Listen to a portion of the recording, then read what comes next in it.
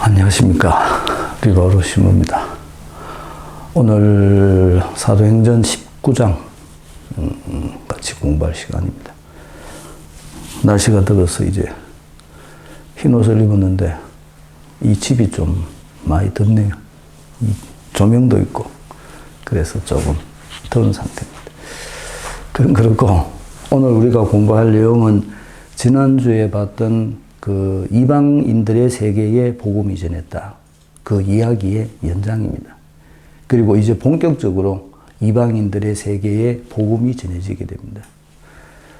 보리빵 5개와 물고기 2마리 기억하시죠?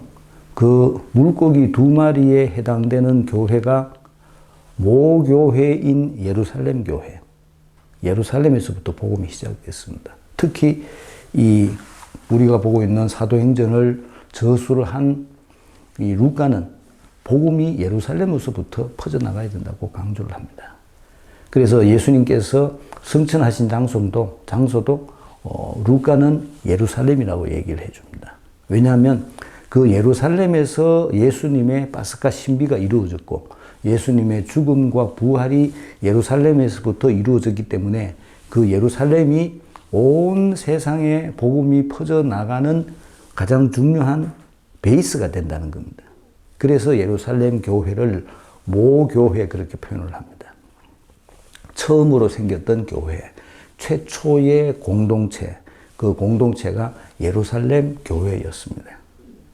그래서 지금도 어제 누가 저녁에 자매님들하고 같이 그 레지오 무슨 행사하고 식사를 하는데 뭐 성천 얘기가 나와가지고 얘기를 했는데 자매님 한 분이 제가 예수님 성천하신 경당에 가봤습니다. 예루살렘에 가면 있죠. 베타니아 성 바깥에 예루살렘 성천 경당이라고 있습니다. 이 바위 갖다 놓고 바위 위에 발자국 팍 찍어놨죠.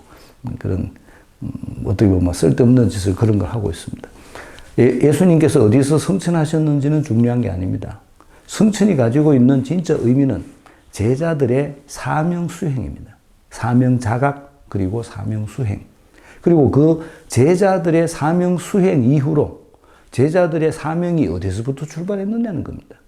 루카는 그 관점을 예루살렘을 강조합니다. 왜? 아까 말씀드렸듯이 예수님의 파스카 신비가 예루살렘에서 이루어졌기 때문에 루카는 예루살렘을 강조하고 마테오와 마르코는 갈릴리아를 강조합니다.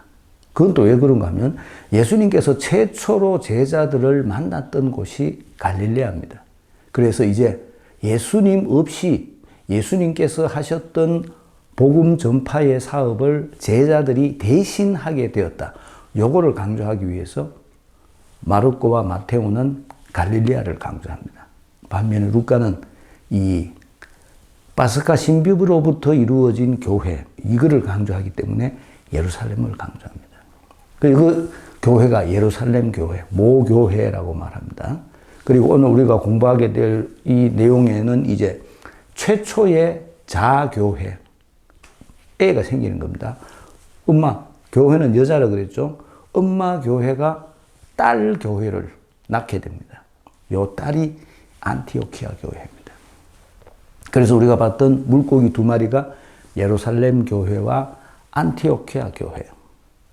예루살렘 교회와 안티오키아 교회가 왜 중요한가 하면 이 두 교회가 전 세계에 있는 모든 공동체를 대표하는 겁니다.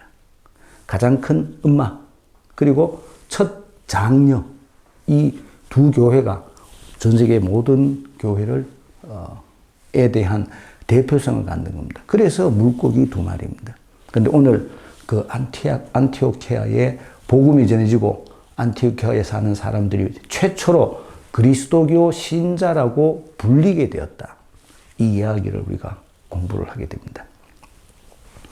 지난주에 말씀드렸듯이 유대교라는 종교는 그 종교가 가지고 있는 폐쇄성 때문에 이 유대 지역을 벗어나기가 어렵습니다.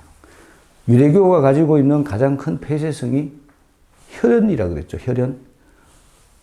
이스라엘 사람들만 유대교를 믿을 수 있습니다. 그 혈연을 나타내는 가장 중요한 표시가 할례라고 그랬습니다. 할례를 받았느냐, 할례를 받지 않았느냐. 내가 할례를 받았다는 것은 내가 유대인이라는 겁니다. 유대인이기 때문에 당연히 유대교에 포함이 되는 거죠. 그런데 이 초대교회 사람들이 가지고 있었던 가장 큰 갈등이 이런 문제였습니다. 그 사람이 진짜 정통 유대인이냐? 정통 유대인이라면 그 사람이 할례를 받았느냐, 안 받았느냐? 그가 이방계 유대인이라면 그렇다고 하더라도 그가 할례를 받았느냐, 안 받았느냐? 할례가 유다인들의 정통성을 보여주는 가장 중요한 표시이기 때문에 그들에게 할례가 중요했던 겁니다. 그런데 그 할례를 이제 우리가 유다인이 아닌 그리스도교에 새로이 개종하는 사람에게 할례를 강요할 것인가 말 것인가. 여기 문제가 되는 겁니다. 그런데 초대교회는 슬기롭게 그 문제를 극복합니다. 그래서 유대교의 특징을 그리스도교 공동체의 새로운 신자들에게 강요해서는 안 된다라고 결정을 내립니다.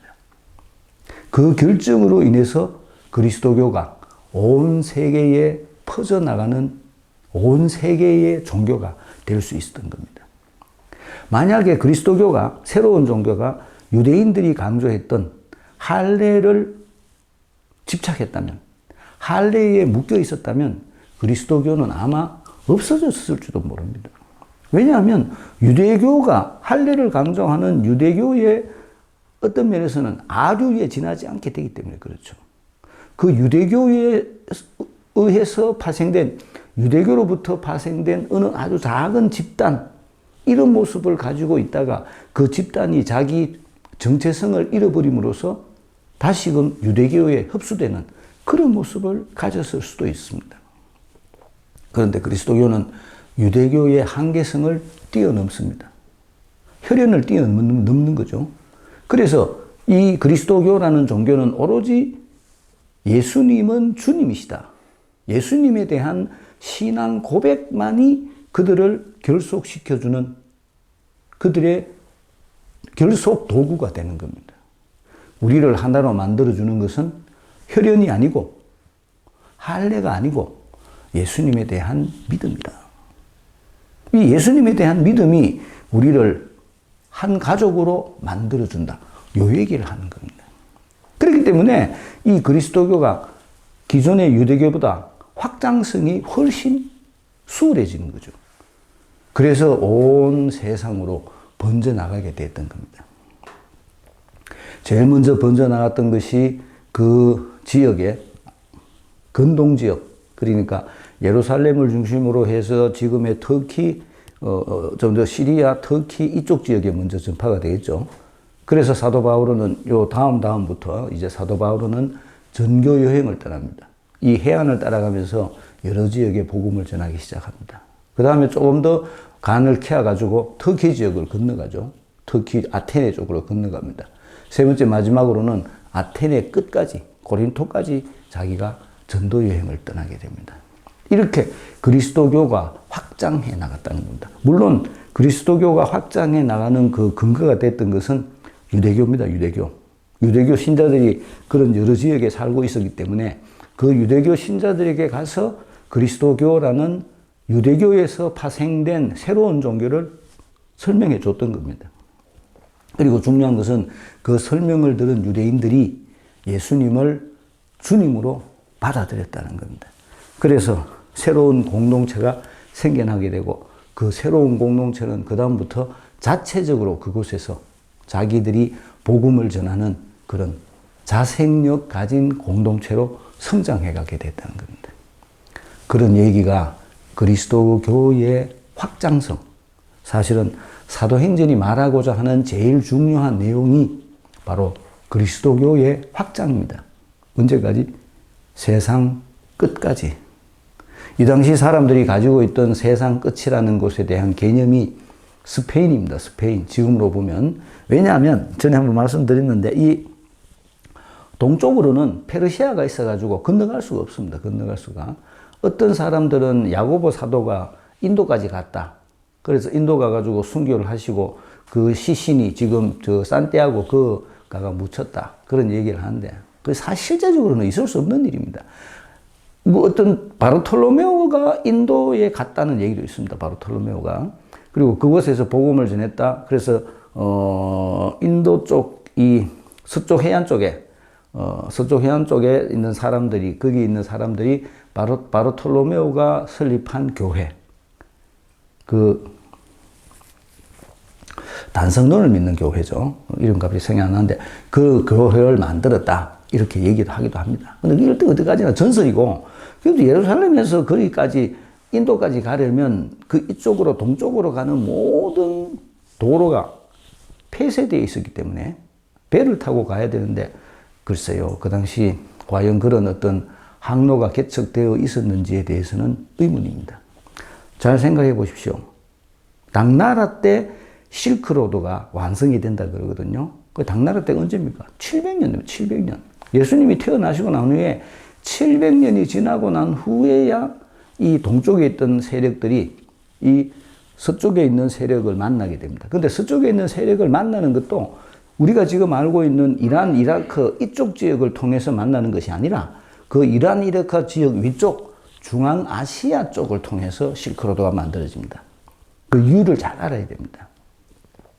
그렇게밖에 만들어질 수 없는 것이 이 밑에 있는 이 지역은 이 아시아, 지금으로 말하면 이 중동 지역은 페르시아 제국의 힘이 원체 강했기 때문에 그리로 함부로 지나갈 수가 없었습니다. 그래서 그리스도교는 당연히 서쪽으로 받고 진출할 수밖에 없었습니다. 그래서 자꾸 서쪽으로 그 당시 수도였던 로마에 가야 됐고 그리고 로마에서부터 출발해가 지구 끝인 스페인까지 가는 이 서쪽으로만 자꾸 복음이 전해지는 그런 항로를 정했던 겁니다. 오늘 지난번에 우리가 들었던 고르넬리오 그 얘기에 대해서 베드로가 그것을 다시 유대인들에게 설명해 준 내용입니다. 사도들과 유다 지방에 있는 형제들이 다른 민족들도 하느님의 말씀을 받아들였다는 소문을 들었다. 사도들과 유다 지방에 있는 형제들이니까 어디가 중심이겠어요? 예루살렘이 중심입니다. 그러니까 예루살렘이라는 단어 자체가 어떤 면에서는 폐쇄적인 유다인 집단 이런 뜻입니다. 그 폐쇄적인 유다인 집단 속에서 몇몇 사람들이 그리스도교로 개종을 했는데 그리스도교로 개종한 그 사람들은 자기들이 폐쇄적인 유다인 집단의 전통을 지키기를 바랐던 사람들이라는 겁니다. 그래서 여기 새로운 종교인 그리스도교와 그리스도교에 개종한 유다인들 사이에서 갈등이 생기게 되는 겁니다. 그 갈등을 어떻게 해소할 것인가 그걸 봐야 되는 겁니다. 그래서 베드로가 예루살렘에 올라갔을 때에 할례받은 신자들이 그에게 따지며 할례받은 신자니까 유대인들이죠. 정통 유대교 출신 개종자들 이 말입니다. 할례받은 신자들이 그에게 따지며 당신이 할례받지 않은 사람들의 집에 들어가 그들과 함께 음식을 먹다니요 하고 말하였다. 법으로 금지되어 있습니다. 할례받은 사람이 할례받지 않은 사람들과 음식을 같이 못 먹습니다. 왜 그렇게 했어요? 할례받지 않은 사람들이 먹는 음식은 부정한 음식입니다. 부정한 음식. 부정한 음식을 먹으면 어떻게 됩니까? 내가 부정하게 됩니다. 그렇기 때문에 내가 할례받지 않은 사람들과 음식을 먹을 수가 없는 겁니다. 그러자 베드로가 그들에게 차근차근 설명하기 시작하였다. 내가 야포시에서 기도하다가 무화경 속에서 환시를 보았습니다. 하늘에서 큰 아마포 같은 그릇이 내려와 아마포는 뭐예요? 아마포는 항상 죽음이죠. 죽음. 예수님의 시신을 감쌌던 아마포. 그렇죠? 그러니까 죽음을 의미합니다. 그 아마포가 예수님께서 빈무덤에 갔을 때 그 아마포가 개켜져 있었다. 이렇게 표현하고 있죠. 아마포가 개켜져 있었다는 말은 무슨 소리겠어요? 누군가가 아마포를 개했다 이 소리입니다. 그 말은 뭔가 하면 예수님의 부활은 누군가의 개입에 의해서 이루어졌다는 겁니다. 그 개입이 누구에 의해서? 하느님에 의해서 이루어졌다는 겁니다. 그래서 아마포가 개여 있었다는 사실을 강조하고 있죠. 그래서 아마포는 죽음을 상징합니다. 그래서 여기서 나르는 하늘에서 큰 아마포 같은 그릇이 내려와 이거는 새로운 종교를 위한 유대교의 죽음, 어떤 의미에서는 그런 것을 상징할 수 있습니다. 내 모퉁이로 내려앉는데 내가 있는 곳까지 오는 것이었습니다. 내가 그 안을 유심히 바라보며 살피니 여기에 내 모퉁이라고 써져 있는데 이 내 모퉁이가 그 어떤 교부들은 그 내 복음서 뭐 이렇게도 설명을 합니다. 이 세상에 4발 달린 짐승들과 들짐승들과 길짐승들과 하늘의 새들이 보였습니다. 그때에 베드로야 일어나 잡아먹으라 하고 나에게 말하는 소리가 들렸습니다. 잡아먹으라 하는 말이 그들에게도 복음을 전하는 소리죠. 나는 주님 절대 안 됩니다. 속된 것이나 더러운 것은 한 번도 제 입속에 들어오지 않았습니다. 하고 말하였습니다. 그러자 하늘에서 2번째로 응답하는 목소리가 들렸습니다. 하느님께서 깨끗하게 만드신 것을 속되다고 하지 마라. 하느님께서 만든 것은 다 거룩한 겁니다. 왜? 하느님이 거룩한 분이시니까요. 거룩한 하느님에게서 나온 것은 모두가 다 거룩하다. 이 근본 개념입니다. 그 얘기를 하는 겁니다. 이러한 일이 3번 거듭되고 나서 그것들은 모두 하늘로 다시 끌려 올라갔습니다. 바로 그때에 3사람이 우리가 있는 집에 다가와 섰습니다. 가이사리아에서 나에게 심부름 온 이들이었습니다. 성령께서는 나에게 주저하지 말고 그들과 함께 가라고 이르셨습니다. 그래서 이 6 형제도 나와 함께 갔습니다. 우리가 그 사람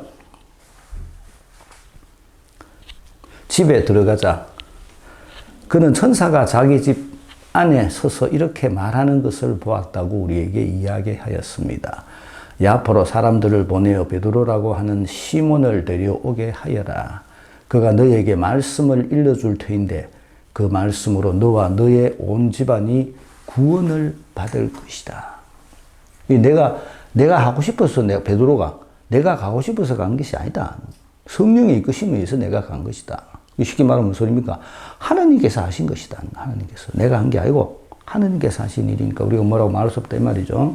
그래야 내가 말하기 시작하자 성령께서 처음에 우리에게 내리셨던 것처럼 그들에게도 내리셨습니다. 지난주에 뭐라고 그랬죠? 방언을 했다 그랬죠. 그게 성령이 내렸다는 표시입니다. 방언이라는 말이 복음을 전하는 소리입니다. 그때에 나는 요한은 물로 세례를 주었지만 너희는 성령으로 세례를 받을 것이다 하신 주님의 말씀이 생각났습니다. 이렇게 하나님께서는 우리가 주 예수 그리스도를 믿게 되었을 때에 우리에게 주신 것과 똑같은 선물을 나에게 내렸던 선물이 그들에게도 내렸다는 거죠.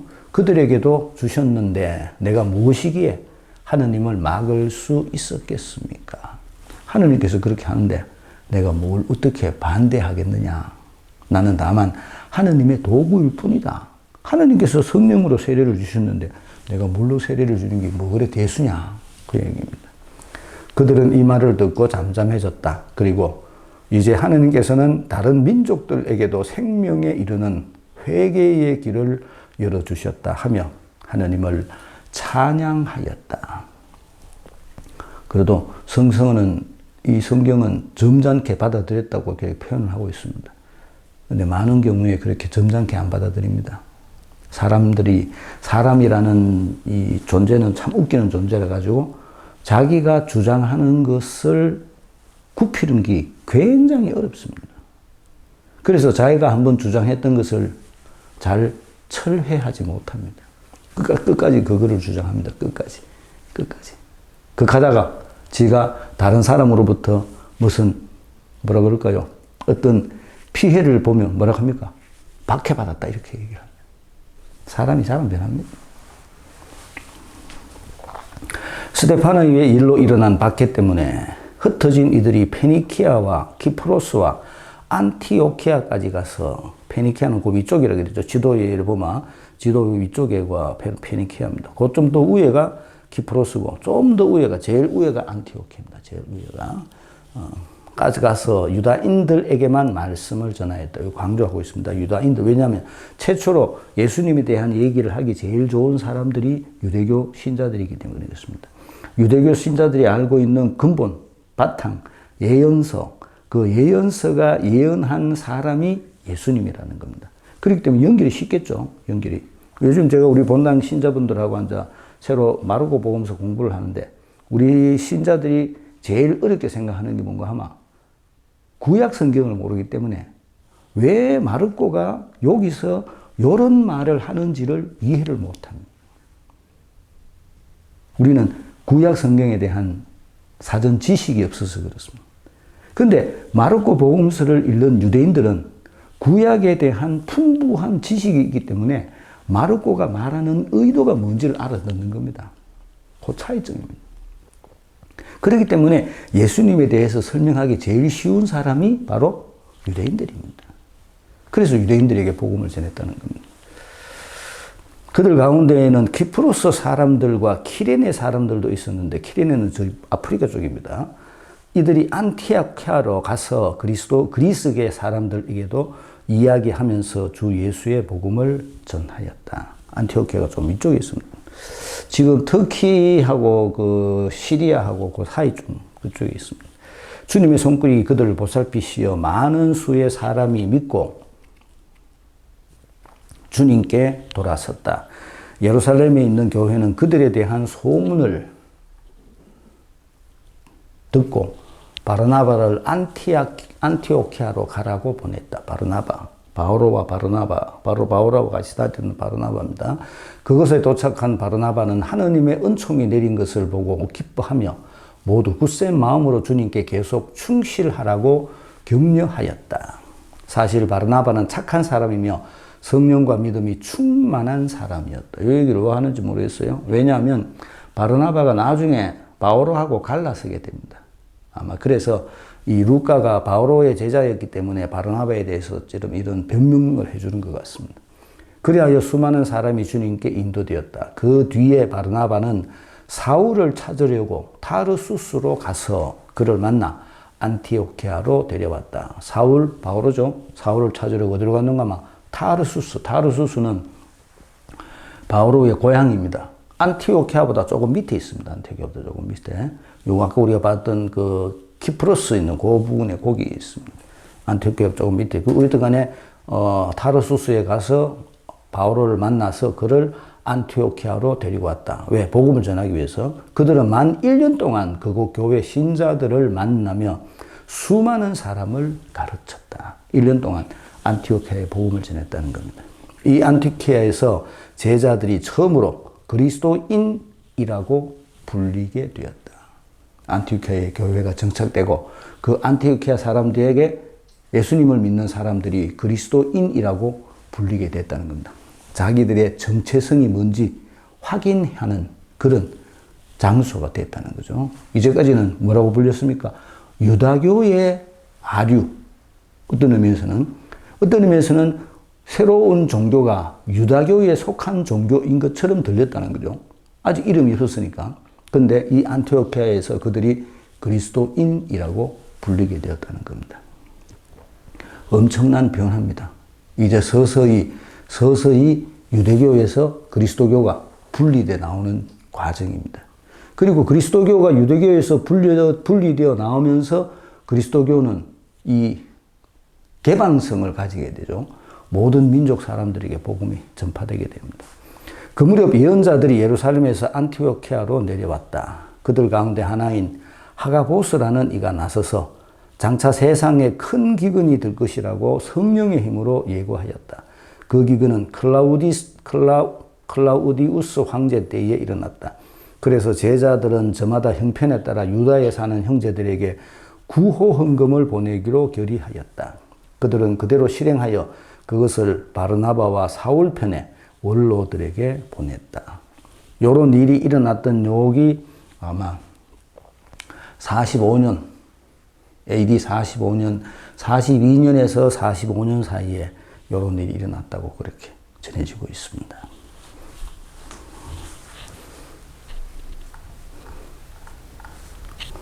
문제풀이 해볼까요? 19가 베드로의 보고, 다른 민족도 복음을 할례받은 신자들의 저항, 베드로의 환시 설명, 성령의 이끄심, 성령 강림, 하느님의 선물과 세례, 다른 민족들에게도 회개의 길이 열렸다.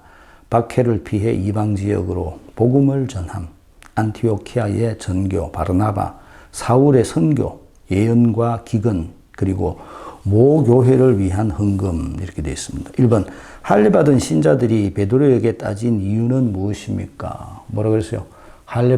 받지 않은 사람들의 집에 들어가 그들과 같이 음식을 먹었다.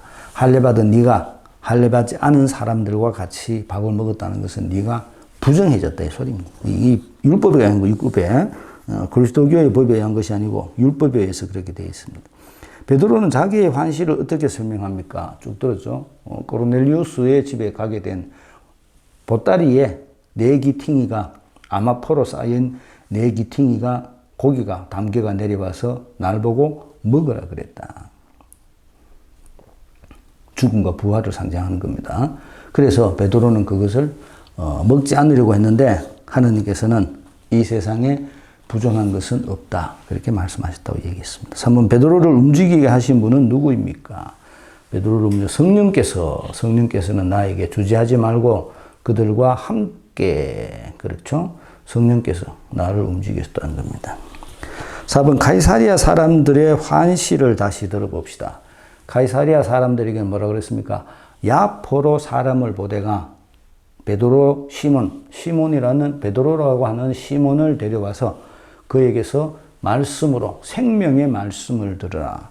그 말씀이 너와 내 집을 구원할 것이다. 이런 것이 가이사리아 사람들에게 환시로 주어졌다는 겁니다. 5번 복음을 들었던 사람들에게 일어난 첫 표징은 무엇입니까? 뭐였죠? 성령으로 세례를 받았다. 성령으로. 그리하여 내가 말하기 시작하자 성령께서 처음에 우리에게 내리셨던 것처럼 그들에게도 내리셨습니다. 성령이 내렸다는 거죠. 6번 베드로는 자신이 세례를 준 이유를 어떻게 설명합니까? 내가 무엇이기에 우리 주 예수 그리스도를 믿게 되었을 때에 우리에게 주신 것과 똑같은 선물을 그들에게도 주셨는데 내가 무엇이기에 하느님을 막을 수 있었겠습니까? 성령을 내리는데 내가 왜 세례를 안 주노? 그 소리입니다. 7번 박해가 그들에게 준 가장 큰 좋은 결과는 무엇입니까? 박해로 인해서 주어진 좋은 결과 흩어졌죠. 사람들이 흩어진 결과 복음이 전해지게 됐다는 겁니다. 그래서 이때는 처음에는 유대인들에게만 복음을 전했는데 그 다음에는 점점점 다른 사람들에게도 복음을 전해졌고 그 복음이 전해진 가장 중요한 도시가 안티오키아다. 그렇게 말씀을 드렸습니다. 8번 바르나바가 안티오키아에서 한 일을 찾아봅시다.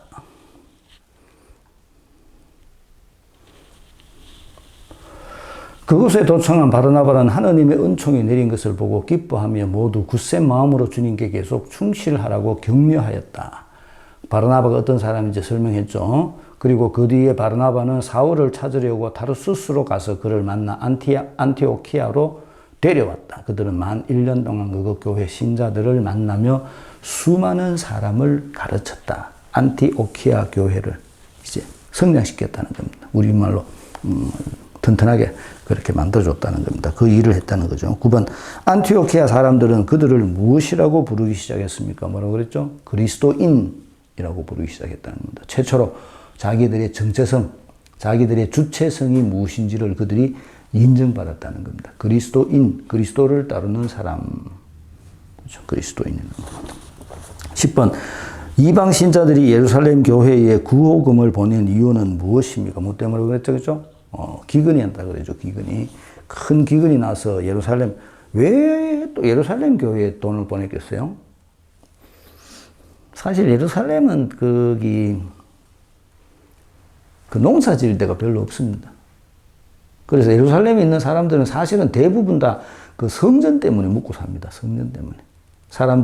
유다인들이 성전에 순례를 오니까 당연히 거기서 자야 되고 밥도 먹어야 되고 또 성전에 봉헌도 해야 되고 이런 여러 가지 것들이 성전에서 이루어지기 때문에 그 성전을 중심으로 나름대로의 어떤 그 상업 활동이 일어나가지고 그걸로 인해서 먹고 살았습니다. 나머지 대부분 사람들은 가난한 사람들이었습니다.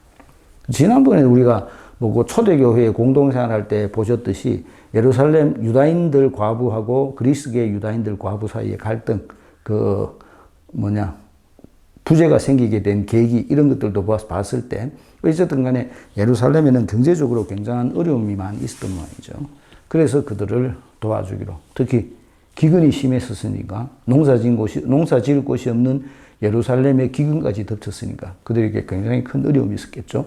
그래서 그들을 도와주기로 마음먹었다. 모 교회가 문제가 생겼으니까. 요즘도 교황주일 날 되면, 우리들이 내는 헌금이 전부 다, 바티칸으로 갑니다. 우리 교황님이 자선비로 쓸 수 있도록. 이게 또 일종의 헌금하는 거죠. 교황님에게 헌금을 하는 겁니다. 교황님이 당신이 좋은 뜻으로 사용할 수 있도록 그렇게 사용을 합니다. 어쨌든 이제 그리스도교라는 새로운 종교가 유대교의 그늘로부터 서서히 벗어나기 시작합니다. 이제 그리스도교는 나름의 어떤 자기들만의 새로운 공동체로서의 모습을 갖기 시작하게 됐다는 겁니다. 그리고 이제 이 그리스도교가, 새로운 종교가 이제 온 유럽으로, 일단은 그 부근이 아시아 지역이니까 아시아 지역으로 퍼져나가게 됩니다. 그것이 오늘 우리가 들었던, 공부했던 요 내용, 지난주하고 오늘 요 내용이 이제 유다교와 그리스도교가 이렇게 갈라지게 되는 아주 결정적인 사건을 설명해 줍니다. 그리스도교가 유다교의 보호에서 벗어나 새로운 종교로 다시 사람들 앞에 드러나게 되었다. 제일 중요한 것이 안티오키아에서, 이방인 지역이죠. 예루살렘에서는 그렇게 불리지 않았습니다. 예루살렘에서는 아직도 그리스도교라는 이름도 썼고, 새로운 종교가 유다교의 한 파트라고 그렇게 생각했는데, 안티오키아는 이방 지역이니까 그 이방 지역에 사는 주민들이 안티오키아에 있는 그리스도를 믿는 사람들을 그리스도인이라고 부르기 시작했다는 겁니다. 굉장한 발전이 이루어졌습니다. 마치겠습니다. 안녕히 계십시오.